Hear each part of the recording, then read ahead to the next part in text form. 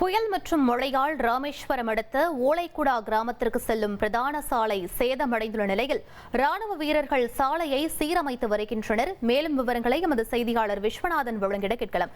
விஸ்வநாதன், தற்போது சாலையை சீரமைக்கும் பணி எந்த அளவில் முடுக்கிவிடப்பட்டிருக்கிறது? முழு விவரங்கள் என பதிவு பண்ணுங்க.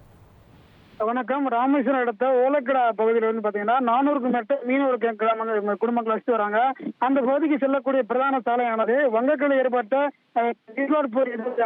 ராமேஸ்வரம் தீவு பகுதி முழுவதுமே பாத்தீங்கன்னா பலத்த சூளை காற்று வீசுவது மட்டுமல்லாது மணிக்கு 40 முதல் 60 கிலோமீட்டர் வேகத்தில் காற்று வீசுகிறது. இதனால கடல் வழக்கத்தை விட ஆக்ரோஷத்தோடு சீற்றமானது வருவது மட்டுமல்லாது கடலுக்காக ஓரத்தில் உள்ள சாலை மண்ணெடுப்பு ஏற்பட்டு சாலை துண்டிக்கப்பட்டு வருது. இந்த நிலையில் பாத்தீங்கன்னா ஓலக்கடா கிராமத்துக்கு செல்லக்கூடிய அந்த பிரதான சாலை கடல் சீற்றம் காரணமாக மண்ணெடுப்பு ஏற்பட்டு சாலை சேதமடைந்துள்ளது மட்டுமல்லாது அந்த பகுதிக்கு போக்குவரத்து பாதிக்கப்பட்டுள்ளது. அன்றாட பள்ளி கல்லூரி செல்லக்கூடிய மாணவ மாணவிகள் அன்றாட வேலைக்கு செல்லக்கூடிய மிக சிரமத்துக்கு உள்ளாகி வந்தனர். இதனையடுத்து அந்த பகுதியில் தான் ராணுவ முகாம் அமைக்கப்பட்டுள்ளது. இதனால் அந்த ராணுவ முகாமாக செல்லக்கூடிய பிரதான சாலையை சேதமடைந்ததால் அந்த பகுதியில் ராணுவ வீரர்கள் விரைவாக அந்த இடத்துக்கு சேதமடைந்த சாலையை சீரமைக்கும் தீவிரமாக ஈடுபட்டு வராங்க. விவரங்களுக்கு நன்றி விஸ்வநாதன். இனி செல்லும் இடமெல்லாம் செய்தி.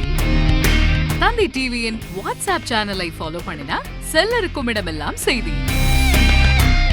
இதோ QR கோட் இப்பவே ஸ்கேன் பண்ணுங்க, ஃபாலோ பண்ணுங்க.